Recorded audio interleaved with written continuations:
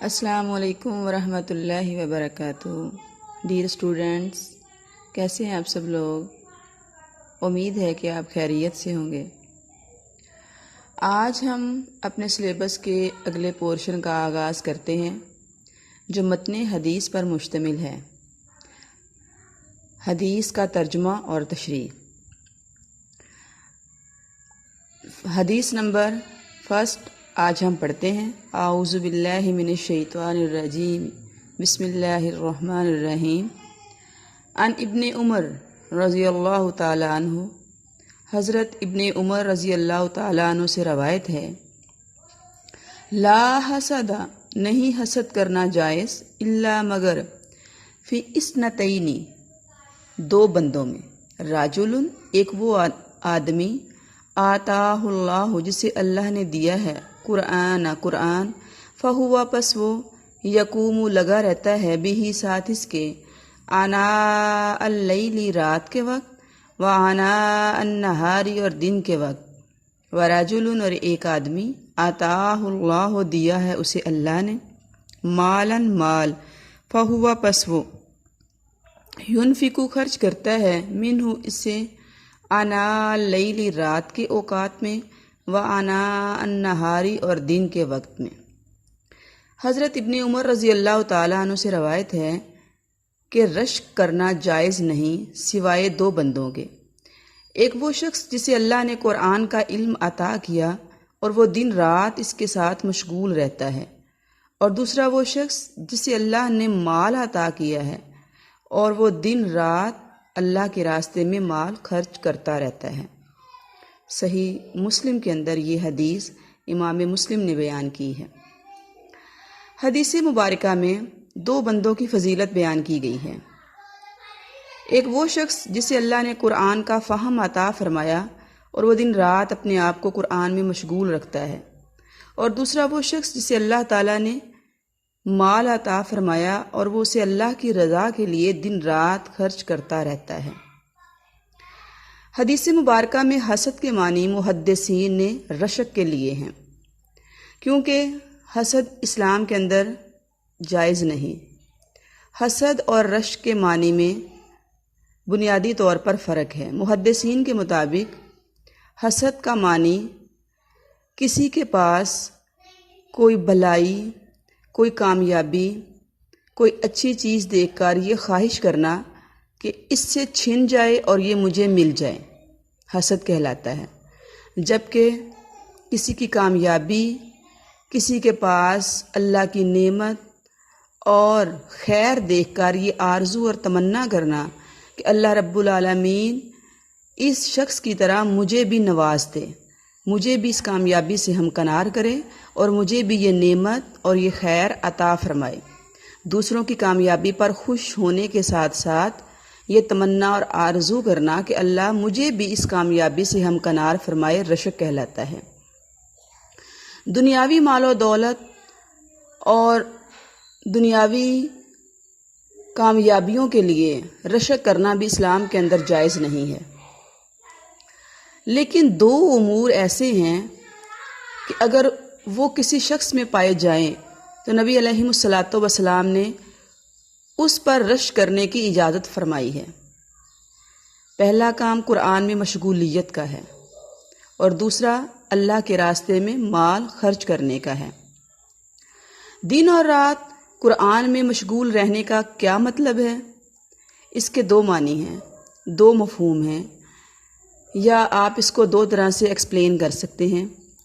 قرآن مجید کی تلاوت کرنا اور قرآن مجید کی تعلیم دینا، یعنی مشغولیت قرآن دو چیزوں پر مشتمل ہے، تلاوت قرآن اور تدریس قرآن۔ قرآن مجید کی تلاوت کرنا، پڑھنا، اس کی بہت زیادہ احادیث مبارکہ میں فضیلت بیان کی گئی ہے۔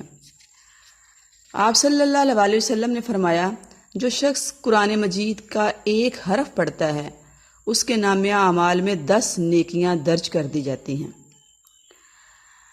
نبی کریم صلی اللہ علیہ وسلم نے مزید فرمایا، قرآن مجید کی حفاظت اور خبرگیری کرتے رہو، یعنی ہمیشہ تلاوت کرتے رہو تاکہ بھولو نہیں، خدا کی قسم یہ اونٹ کی رسی سے نکل جانے سے بھی جلدی سینوں سے نکل جاتا ہے۔ یعنی اگر اونٹ کا مالک اپنے اونٹ کو رسی سے باندھے رکھے اور اس کی حفاظت و نگرانی کرتا رہے تو اونٹ اس کے قبضے میں رہے گا، اور اگر اسے رسی سے باندھ کر نہ رکھے اور اس کی حفاظت نہ کرے تو وہ بھاگ کھڑا ہوگا۔ اسی طرح اگر وہ قرآن کی تلاوت کو اپنا معمول نہیں بنائے گا تو اس کے سینے سے نکل جائے گا، اس لیے اسے پڑھتے رہنا چاہیے۔ آپ صلی اللہ علیہ وسلم نے فرمایا، خیرکم من تعلم القرآن وعلمہ، تم میں سے بہترین شخص وہ ہے جو قرآن مجید کا علم حاصل کرتا ہے اور دوسروں کو قرآن سکھاتا ہے۔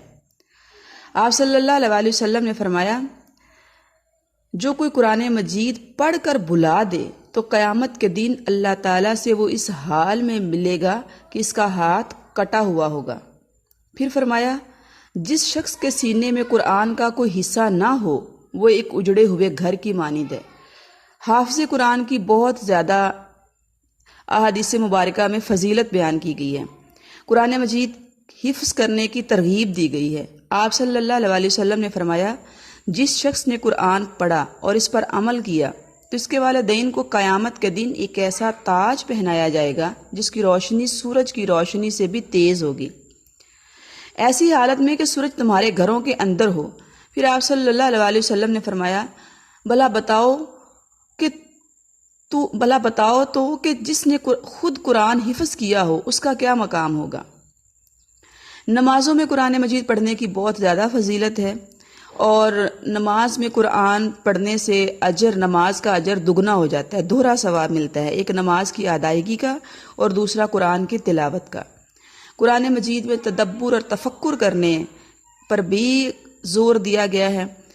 سورۃ النساء آیت نمبر 82 میں اللہ رب العالمین فرماتے ہیں، افلا یتدبرون القرآن، بھلا یہ لوگ قرآن مجید پر غور و فکر کیوں نہیں کرتے۔ ایسی سورہ محمد صلی اللہ علیہ وسلم میں فرمایا، یہ لوگ قرآن مجید میں غور کیوں نہیں کرتے، کیا ان کے دلوں پر کفر لگے ہوئے ہیں۔ غور و فکر کا ایک پہلو اجتہاد بھی ہے۔ قرآن مجید چونکہ مکمل ضابطہ حیات ہے، قیامت تک آنے والے دنیا میں تمام مسائل کا حل فارمولاز کی شکل میں قرآن مجید میں بیان کر دیا گیا ہے۔ بدلتے ہوئے حالات کے تقاضوں کو پورا کرنے کے لیے قرآن مجید کے بیان کردہ فارمولاز کو لگا کر ہی مسائل کا حل نکالا جا سکتا ہے۔ لہٰذا قرآن مجید پر غور و فکر، تدبر اور تفکر سے ہم اپنے مسائل اخذ کر سکتے ہیں۔ دوسرا کام جس پر رشک کرنے کی اللہ کے نبی صلی اللہ علیہ وسلم اجازت فرما رہے ہیں یا رشک کرنے کا حکم دے رہے ہیں، وہ اللہ کے راستے میں خرچ کرنا یعنی انفاق فی سبیل اللہ ہے۔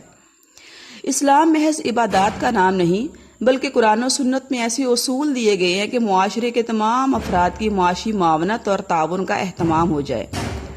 دن رات خرچ کرنے سے مراد یہ ہے کہ جب بھی موقع ملے، جہاں بھی کسی کو ضرورت مند پائے اور جتنا بھی ممکن ہو وہ اللہ کی رضا کی خاطر خرچ کرتا چلا جائے اور کبھی بھی بخل سے کام نہ لے۔ انفاق فی سبیل اللہ کی بھی قرآن و حدیث میں بہت زیادہ فضیلت بیان کی گئی ہے۔ صدقہ، اللہ کے نبی صلی اللہ علیہ وسلم نے صدقہ کو رد بلا قرار دیا ہے، یعنی انسان اپنے گناہوں اور اپنی خطاؤں کی وجہ سے اللہ رب العالمین کو ناراض کر بیٹھتا ہے، تو گناہ کے بعد جب وہ اللہ کے راستے میں مال خرچ کرتا ہے تو اس کا یہ مال اس کے گناہوں، اس کی خطاؤں کی وجہ سے اللہ کی طرف سے نازل ہونے والی بلا اور مصیبت کو ٹال دیتا ہے۔ صدقہ انسان کے اوپر آنے والی مصیبتوں کو دور کر دیتا ہے، صدقہ مشکلوں سے نجات دیتا ہے، صدقہ خوشحالی کا باعث بنتا ہے۔ اللہ کے راستے میں مال خرچ کرنے سے کبھی بھی مال میں کمی واقع نہیں ہوتی، بلکہ اللہ کا یہ وعدہ ہے کہ یربی الصدقات، ہم صدقات کو بڑھاتے ہیں۔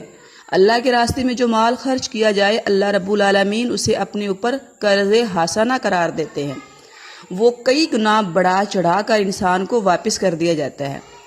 اللہ کے راستے میں خرچ کرنا انسان کو اللہ کی رحمت کے قریب کر دیتا ہے، انسان کو جنت کے قریب کر دیتا ہے، لوگوں کے قریب کر دیتا ہے، جبکہ بخل اور کنجوسی انسان کو لوگوں سے دور کرتی ہے، اللہ کی رحمت، اللہ کی ذات سے دور کرتی ہے، جنت سے دور کرتی ہے اور جہنم کے قریب کر دیتی ہے۔ موت کے بعد انسان جب اخروی زندگی کے تمام مناظر دیکھ لے گا تو وہ یہ خواہش اور آرزو کرے گا کہ اللہ رب العالمین ایک دفعہ اسے دنیا میں دوبارہ بھیجیں، ایک مرتبہ دنیا میں پھر سے جانا پاسبل ہو تو وہ دنیا میں جا کر صدقہ کرے، اللہ کے راستے میں اپنے مال کو خرچ کرے، کیونکہ وہ مرنے کے بعد صدقہ کے فضائل یا صدقہ کا جو فائدہ ہے وہ اپنی آنکھوں سے دیکھ چکا ہوگا۔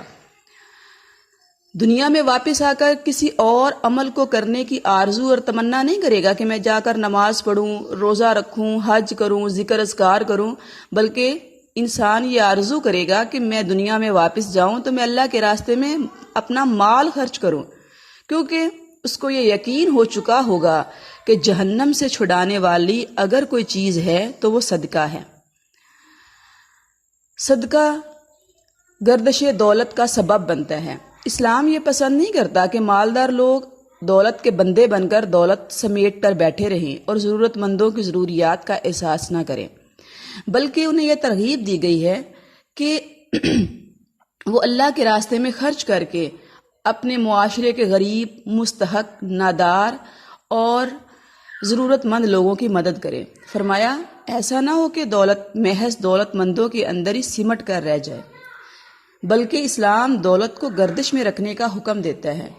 مال خرچ کرنے سے غرباء اور ضرورت مندوں کی ضرورتیں پوری ہوتی ہیں، دولت چند ہاتھوں میں سمٹ کر نہیں رہ جاتی اور دوسرے لوگوں کا استحصال نہیں ہوتا۔ اللہ کے راستے میں مال خرچ کرنے سے جو باقی مال ہے وہ پاکیزہ ہو جاتا ہے اور انسان کسی بھی پیش آمدہ نقصان سے بچ جاتا ہے۔ اللہ کے راستے میں خرچ کرنے سے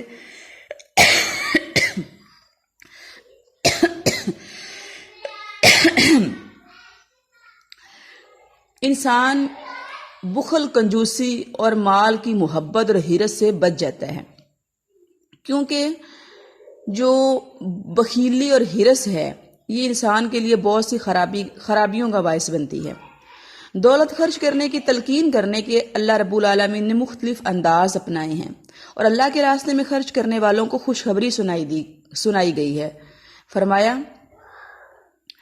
کہ جو اللہ کے راستے میں خرچ کرتے ہیں ان کی مثال ایک دانہ کی طرح ہے، جیسے زمین کے اندر ہم گندم کا ایک دانہ بوتے ہیں، اس ایک دانے سے ایک پودا نکلتا ہے جس میں 7 بالیاں لگی ہوتی ہیں اور ہر بالی کے اندر 100 دانے ہوتے ہیں۔ ایسے ہی انسان جب اللہ کے راستے میں خرچ کرتا ہے تو وہ اپنے 1 روپیہ خرچ کرنے کے بدلے میں کئی گنا زیادہ مال، زیادہ بھلائی اور زیادہ فائدہ اللہ کی طرف سے حاصل کرتا ہے۔ تو حدیث مبارکہ کے ترجمہ اور تشریح سے ہمیں یہ معلوم ہوا اپنی اس دنیا کی زندگی میں اللہ کی رضا کے لیے ہمیں 2 کاموں میں مصروف اور مشغول رہنا چاہیے۔ ہمہ وقت قرآن مجید کی تلاوت، تعلیم اور تدریس میں مصروف رہنا چاہیے اور اللہ کے راستے میں خرچ کرتے چلے جانا چاہیے۔ قرآن مجید کی تعلیم میں مصروف رہنے سے انسان کا تعلق قرآن کے ساتھ جڑا رہتا ہے، اور جب قرآن کے ساتھ تعلق جڑ گیا تو اٹ مینس اللہ رب العالمین کے ساتھ تعلق جڑ گیا۔ قرآن مجید انسان کے لیے رحمت ہے، شفا ہے، ہدایت ہے، اور قرآن مجید انسان کے لیے مکمل ضابطہ حیات ہے۔ قرآن مجید اللہ رب العالمین کا وہ کلام مقدس ہے جس کی وجہ سے انسان کو نور ہدایت ملتا ہے۔ قرآن مجید کو جس مقصد کے لیے بھی تلاوت کیا جائے انسان کو وہ مقصد حاصل ہو جاتا ہے۔